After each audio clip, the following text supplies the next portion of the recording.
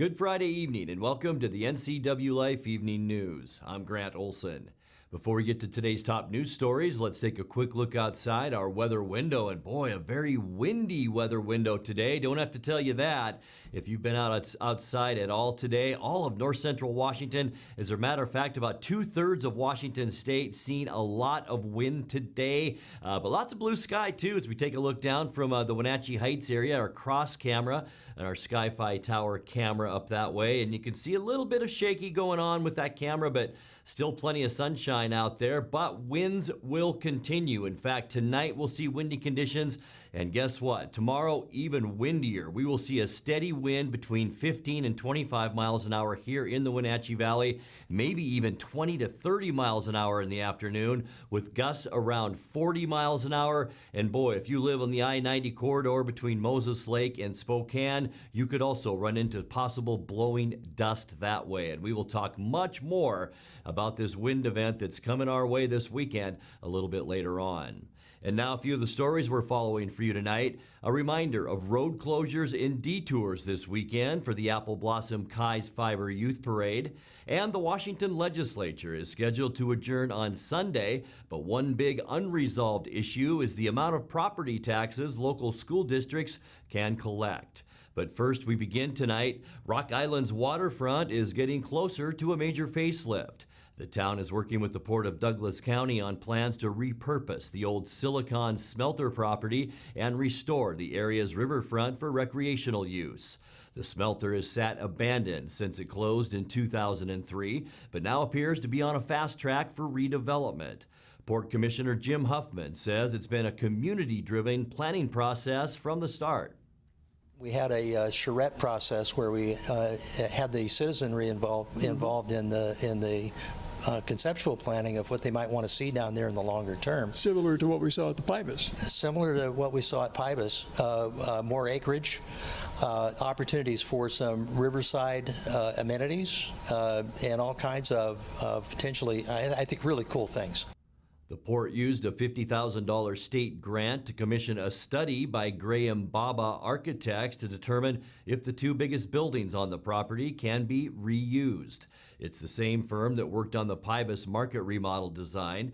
They've drafted plans to rezone the 20-acre property into a waterfront innovation district that would include a mix of office space focused on research and development, education classrooms, hotel, restaurant, and brewery with outdoor event space and waterfront activities. Port Executive Director Lisa Park says the port had previously received two different grants totaling $290,000 from the Washington State Department of Ecology for an environmental assessment work report on the old plant site, as well as the Rock Island Waterfront Suburbia Plan. At their meeting this week, Port Commissioners conditionally approved a $120,000 state grant to complete its supplemental environmental assessment work on the property, including all of those buildings. Well, a friendly reminder from your Wenatchee Police Department on the day before the Kai's Fiber Youth Parade on Saturday.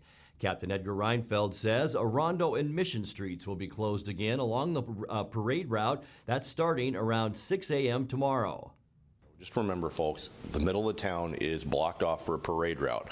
Please do not drive into the parade route. Please don't drive around any signs. And if you live on the parade route, please move your cars Friday night if at all possible, because by mid-Saturday morning, if they're not gone, we have to tow them so we can get ready for the parade. On Grand Parade Day next week, even bigger chaos where we close Orondo Street from Miller all the way down to Wenatchee Avenue all the way north to 9th, and then the core of Wenatchee Avenue and Mission stay closed until about midnight for the bike races that follow with the Tour de Bloom. So be patient, consider alternate routes. If you're looking to go from north to south or south to north, you might consider using the east side or using western on this side just to get around, because it's a couple of days a year. It is inconvenient, but we just want everybody to have a safe, fun time and enjoy themselves here. Reinfeld says he anticipates another family-friendly festival. He says arrests have been down in recent years compared to past festivals.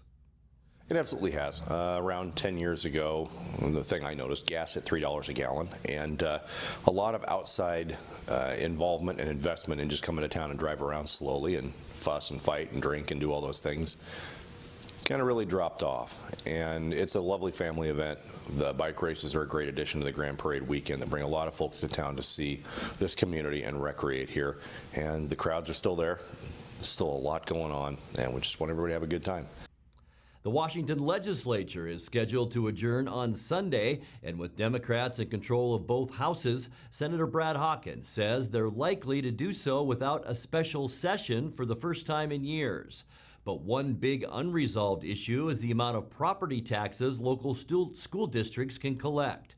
The legislature capped that at 1.5% 2 years ago, while increasing state property taxes to meet its school funding obligations under the McCleary decision.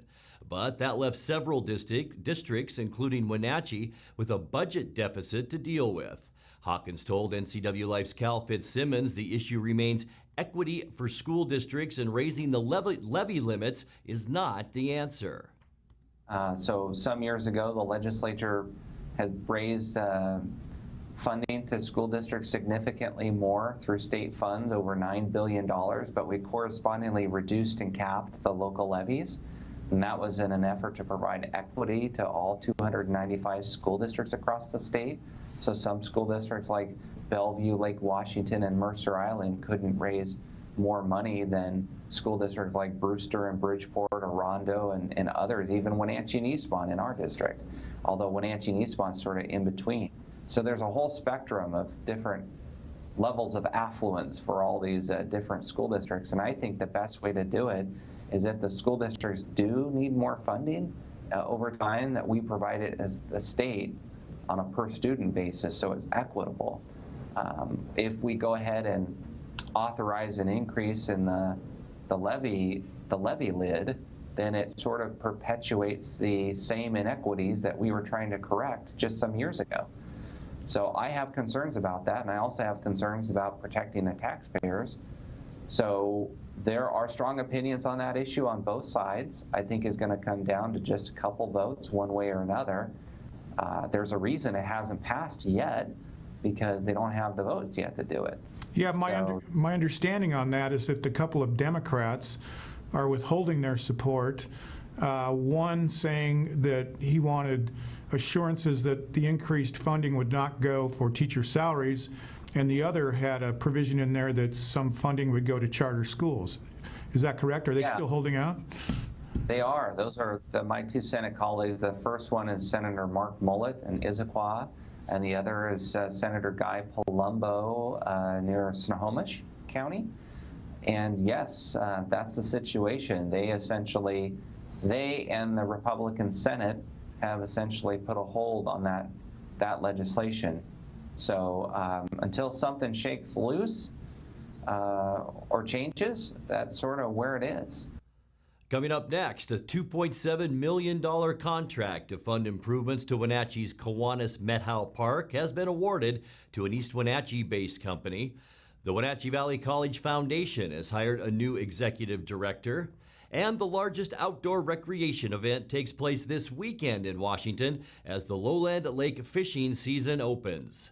I'm Grant Olson, and you're watching the NCWLIFE Evening News.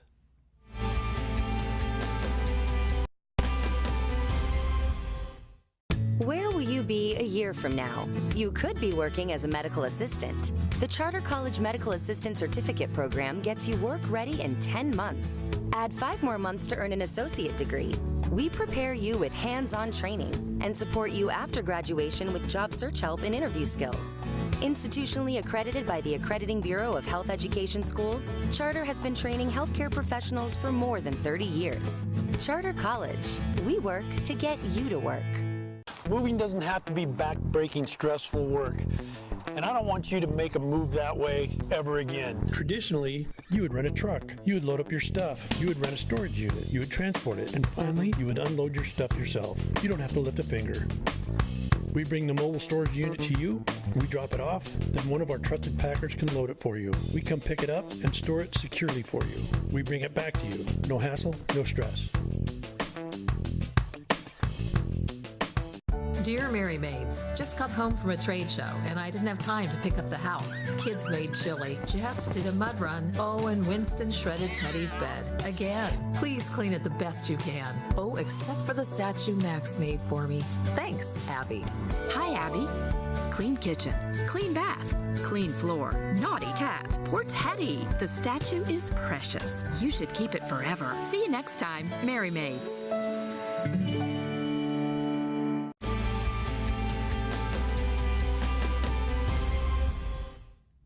Welcome back. In another news, a $2.7 million contract to fund improvements to Wenatchee's Kiwanis-Methow Park has been awarded to an East Wenatchee-based company. The City Council approved the contract with KRCI at last night's meeting. Councilmember Keith Huffaker cast the lone dissenting vote, arguing against the city's $1 million share of the costs.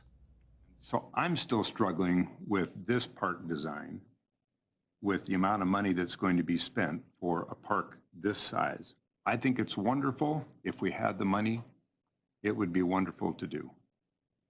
But I think not enough was done to make sure that we were staying under budget or within budget, and I don't think enough has been done to see if there isn't some other ways we can get it built without having to ask us, the city council, to use the public's money. This isn't our money, it's the public's money. And we're supposed to be good stewards of that money. This is a lot of money that they're asking to put towards this park. And especially when we're naming it Kiwanis Park, or as part of the name, I don't know that they've done enough to really deserve the. But Councilmember Jim Bailey maintains that the money is being well spent. Keith, I agree. I mean, it seems like for the size of the park and the things that'll be there, this seems like a really big price tag compared to other parks and things we've done. But a lot of the dollars and cents here, though, that bothers me. But I think what the benefit to the community and to the city as a whole, I find, I guess that to me is money. The park's improvements are the result of an extensive community engagement. The Trust for Public Lands was involved in raising over $3 million for those improvements. The Wenatchee Valley College Foundation announced earlier today that Rachel Evie has been hired as the new executive director. She was named the executive director on April 8th after serving as the interim executive director since October of 2018. Evie was originally hired as the Wenatchee Valley College Foundation Alumni Relations Coordinator back in July of 2017. She's originally from Bakersfield, California, where she worked as a manager of development and donor services at Kern Community Foundation. She previously worked as development and donor services coordinator and as foundation assistant for the Community Foundation. She received a bachelor's degree in international relations and Italian at the University of California, Davis. In other news, the largest outdoor recreation event takes place this weekend in Washington as the Lowland Lake fishing season opens. Fishing magician Dave Grable says our area lakes will see a ton of folks hoping to catch some great trout. Well, this Saturday is the General's Lowland Lake season opener, which is a huge deal. Hundreds of thousands of anglers take to the field when these lakes open. Many of them are coming right where we live. I did, the Creel people have helped share information about that. And approximately 60% of the people that are fishing the lakes in our region are coming from King, Thurston, and Snohomish counties, just to give you an idea. And for good reason. We have the best trout fishing you can find anywhere in the state. And even though we have a lot more lakes that are open year-round, and as an example, Billy Clapp, I've been fishing and having a great time already, but they always turn out in big numbers on that Lowland Lake opener. Area lakes have been fully stocked with catchable-sized rainbow trout just for the weekend. In addition, Grable says to be on the lookout for fish with tags to win prizes. This statewide trout derby that the department started about 3 years ago has been incredibly popular. And I want to remind people to look for a tagged fish in their catch at many of the lakes in our region. And be sure and keep that tag and turn it in, because there's $40,000 in prizes available to anglers statewide, and we have quite a number of them in the lakes here in our region. Be sure to grab your gear and take a kid fishing in the Lowland Lake Opener this weekend. For more on the rules and regulations, go to wdfw.wa.gov. You're watching the NCWLIFE Evening News. Coming up next, tonight's feature story and your complete local weather forecast. That and much more still to come on the NCWLIFE Evening News. Stay with us.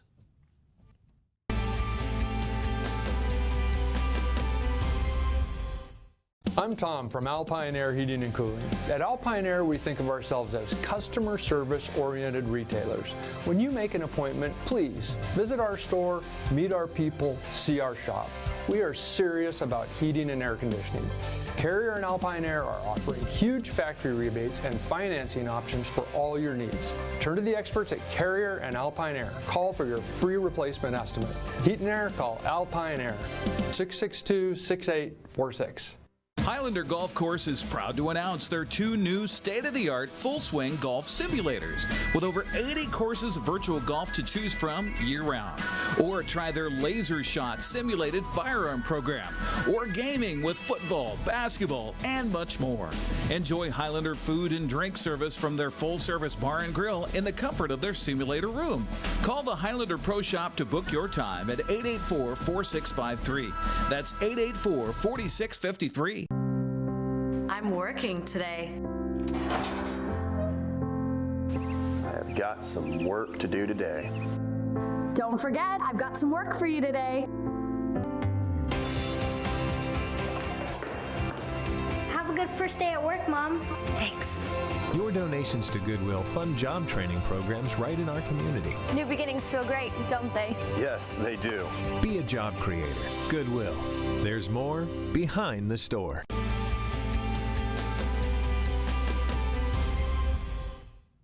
Welcome back to the NCWLIFE Evening News. Time now for NCWLIFE's Rachel Mandelis to fill us in on what's happening around the Valley this weekend. Here's a look at what's on tap this weekend around the Wenatchee Valley.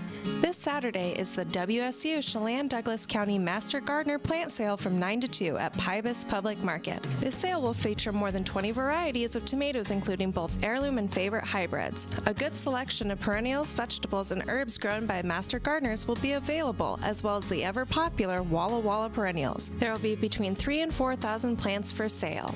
Also at Pybus on Saturday is the Rustic Diva Vintage Market from 9 to 4. Back for their annual appearance in Wenatchee, more than 40 Rustic Diva vendors will once again be taking over the Pybus Public Market on the first Saturday of Apple Blossom. As always, you can expect to find unique furniture, one-of-a-kind antiques and collectibles, handcrafted jewelry, vintage clothing, plants, signs, pillows, household decor, and so much more. The Two Rivers Medieval Fair is this Saturday and Sunday at the Chelan County Expo Center in Kashmir. Go back to a time to Ireland in the Middle Ages where history and fantasy come alive. Watch nights jousting, meet lords and ladies, visit the Fairy Glen, watch out for pirates, hunt for dragon eggs, feast at the food court, and more. The Leavenworth Firefighter Challenge is this Saturday from 10 to 4 at Leavenworth Ski Hill. The Leavenworth Firefighter Challenge serves as an opportunity for firefighters to connect and race against our brothers and sisters from around the region. Cutting through the scenic foothills of the Cascades, the course climbs a grueling 1,665 vertical feet over 6.2 miles of rugged terrain. The Leavenworth Firefighter Challenge will test the physical and mental endurance of the toughest competitors. And finally, Kashmir Community Concerts is launching into the summer with a performance by North Country this Saturday at 7 p.m. North Country is based out of Seattle and is one of the premier traditional bluegrass bands from the Northwest. The concert is located at Kashmir Riverside Center, a beautiful venue in which to enjoy bluegrass music in a smoke and alcohol-free environment with a row-style concert seating and light refreshments provided. For more information on this weekend's events and others, visit the community calendar at ncwlife.com.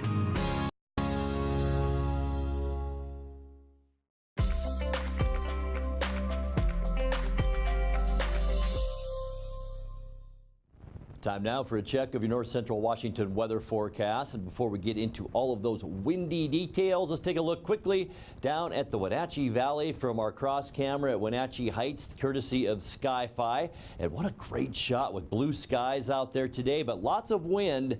But we did see temperatures about where we should see them for this time of year. 68 degrees, our unofficial high today, just slightly above normal, which is 65. A beautiful start this morning at 50 degrees, and that is quite a bit higher than 43, which is our normal low temperature for this time of year. 82, our record high back in 2005. Record low right at the freezing mark, 32 back in 1970. Sunrise this morning was at 5:53, and the sun will set tonight at 8:05. All right, let's put things in motion and show you what we can expect. This is our wind map, and this is what we're seeing tonight, where we'll see tonight at around 10 or 11 o'clock. Strong west and northwesterly winds moving right through the state of Washington. We're talking 15 to 25 mile an hour winds tonight. That will just go up as we get into Saturday. Notice our big swoop of arrows moving through Washington state. If you're going to the youth parade tomorrow, bundle up. It will be windy and it will be a little bit chilly. We could see wind gusts of 40 miles an hour on Saturday. By the end of the weekend on Sunday, it looks to be a little bit better. We'll see mostly sunny skies, light wind, but much cooler temperatures as our flow still coming down from the northwest. That will allow our temperatures to cool down at least 10, maybe even 15 degrees on Sunday. We'll stay cool on Monday as well with mostly clear skies, a few clouds around the Spokane area. For Tuesday then next week, mostly sunny skies. Most of the cloudiness will be in the northern part of the state, so it looks like the final week of apple blossom leading up to the Grand Parade will be a nice one. We're just going to warm up each day next week. Wednesday, mostly sunny, warmer once again, and again, most of the cloudiness this time down in the Palouse and into eastern Washington. For Thursday, we will see a few more clouds next week, but it will remain on the mild side with high temperatures by the end of next week, once again near 70 degrees. But boy, we have lots of wind to talk about, and we'll show you right here in your quick lube and tune forecast. Tonight's low 42 degrees, windy, very windy for Saturday with sunny skies. 58 degrees our high temperature. So at 11 o'clock for the parade, we're probably talking temperatures upper 40s to around 50 degrees tomorrow. 59 and cool on Sunday, a little bit better Monday and 60 degrees before we really start to warm up Tuesday, Wednesday, and Thursday. And as I mentioned, by the end of next week, high temperatures near 70. And that's a look at your local weather forecast. Coming up next, tonight's sports report with Eric Granstrom and more as the NCWLIFE Evening News continues right after this.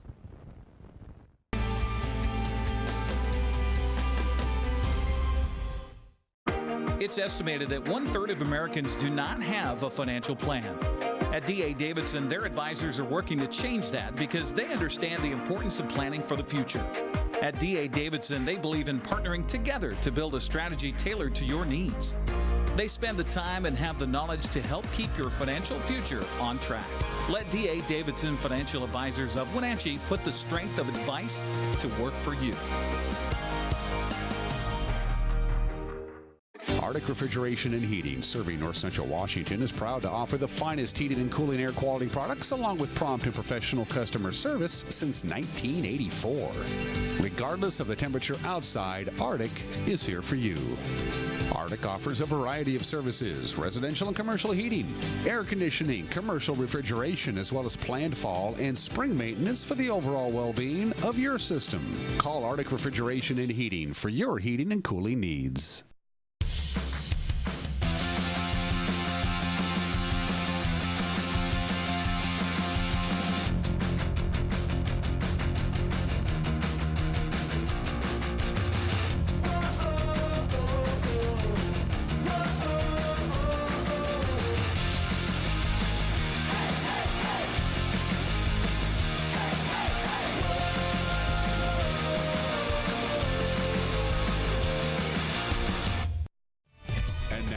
A sports update on the NCWLIFE channel.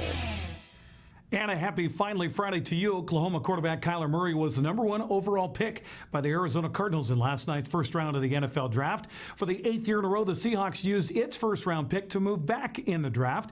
It traded its 21st overall selection to Green Bay. Seahawks used the 29th pick to select TCU defensive end L.J. Collier, a 6'2", 291-pound All-Big 12 first-teamer who recorded 6 sacks and 42 tackles his senior year. Seattle used the 30th pick it received from Green Bay to trade to the Giants for New York's 2nd, 4th, and 5th round picks. In addition, the Hawks got the Packers 2 4th-round picks. So Seahawks entered the day with 4 picks, came out of the first round with the defensive end, and 8 more picks, all in the the 2nd through the 5th round. NFL draft continues with rounds 2 and 3 today, beginning, it's underway right now on ABC and ESPN. Well, the Mariners scored 5 runs in the first inning, bringing 10 men to the plate. Went on for a 14-2 win over Texas last night at T-Mobile Park. Marco Gonzalez was stellar on the mound, picked up his 5th win. He went 7 innings of scoreless ball, allowing 6 hits, struck out 9. Bottom of the order came through for the Mariners. Ryan Healy, 3 for 5 with 3 RBIs and 3 runs. Dylan Moore, 3 for 4 with a run and an RBI, and D. Gordon 3 for 4 with 2 RBIs. Seattle and Texas play again tonight, 7:10. Shelby Miller facing Yusei Kikuchi. Now Kikuchi only expected to go for an inning tonight to limit his workload. Well, turning to the local baseball action from yesterday on the scoreboard, took 9 innings in 3 hours, but Brewster edged Chelan in a non-league classic 6-5. And as we mentioned yesterday, Oroville forfeited its doubleheader to Manson. On the Les Schwab Prep softball scoreboard from Thursday, Cascade picked up an extra inning road win at Clealum 7-5, and the defending state champion Elmira Cooley Heartland girls had no trouble with Waterville Mansfield, sweeping that doubleheader 20-0 and 12-2. On the soccer pitch yesterday, Cascade shut out Okanagan to officially claim the regular season Caribou Trail League title 4-0 the final. Manson topped Tonasket 5-2. Les Schwab Prep tennis scoreboard looks like this. Wenatchee remained unbeaten by sweeping Davis 6-1 for the boys, 7-0 for the girls. Eastmont swept by Eisenhower 5-2 and 7-0. Also, we have some track results from yesterday. Eastmont track team traveled to Moses Lake in the afternoon for some running, jumping, and throwing. Cat boys beat Sunnyside 99-46 but fell to West Valley 80-65. Similar story for the Eastmont girls, falling to West Valley 75-70. They beat Sunnyside 95-52. Coming up on a very busy prep schedule, starting with today, Wenatchee Thunder Lacrosse Club hosts Chiawana tonight at Lee Bofto Field at the Apple Bowl. We'll have it live here on the NCWLIFE channel shortly before 7. I'll be joined by Rod Higley with the play-by-play. On the pitch this weekend, it starts tonight. Eastmont hosts Eisenhower at 7 o'clock. Wenatchee travels to Moses Lake at 7. Saturday, Chelan hosts Tonasket at 11. Quincy at Cascade, and Manson hosts Pateras at 1 o'clock. A couple of Big 9 double headers on tap for today. Wenatchee travels to Sunnyside for 2 baseball games, while Eastmont hosts West Valley for a couple games. Those games underway. Saturday, Waterville Mansfield hosts Pateras for a doubleheader. Bright and early tomorrow morning at 9. Rest of the Twin Bills start at 11 with Cashmere hosting Chelan. Okanagan's at Cascade, and Brewster is hosting Manson. Girls fast pitch softball action. First of all today, Cascade hosting Omak in a Twin Bill. Sunnyside at Wenatchee at Walla Walla Point Park. Tomorrow, Waterville Mansfield plays on the road at Pateras starting at 9. Cashmere hosts Chelan, and Manson's at Brewster for doubleheaders beginning at 11 o'clock. Several local tennis teams will be in Spokane today and tomorrow for a big-size tournament. Cashmere, Chelan, Eastmont, and Wenatchee tennis squads are all playing at the Inland Empire Classic at Meade High School today and tomorrow. Also today in league play, Cascades at Quincy, while Etienne hosts Pateras. On the prep track schedule this weekend, Cashmere, Etienne, Omak, and Tonasket in Peshastin today as Cascade hosts the annual Riki Invitational. Tomorrow it's Cascade, Cashmere, Davis, Eastmont, Ephrata, Lake Roosevelt, Okanagan, and Pateras, all at Wenatchee starting at 10 o'clock in the morning. Quite a bit on the weekend sports schedule as well. Horse Lake Trail Run, hosted by Run Wenatchee's tomorrow morning, starts at 7 o'clock in the morning. Includes a 25K, 7-mile, and 5-mile runs. Riverfront Rock Climbing Gym is hosting a youth competition tomorrow for kids ages 7 to 17. That gets underway at 9 o'clock in the morning. The public is welcome. And a big race, the traditional first weekend of Apple Blossom Weekend. Leonard Evans 150 featured at Wenatchee Valley's Super Oval tomorrow night. Race classes also include the Roadrunners, Street Stocks, Northwest Super Late Models, and the Bandoleros. Racing gets underway on Fancher Heights starting at 6 p.m. Apple Blossom Bash men's softball tournament also tomorrow and Sunday at Walla Walla Point Park. That's a lot. Have a great weekend. That's sports. Grant, back to you. Thank you, Eric. And that's going to do it for our newscast tonight. For more on these stories and other news from around North Central Washington, you can find us on Facebook or our website at ncwlife.com. And remember, if you see news happening, we'd like to hear from you. You can send us an email at news@ncwlife.com or give us a call at 888-6295. Also, keep it right here on the NCW Life channel Monday morning for Wake Up Wenatchee Valley.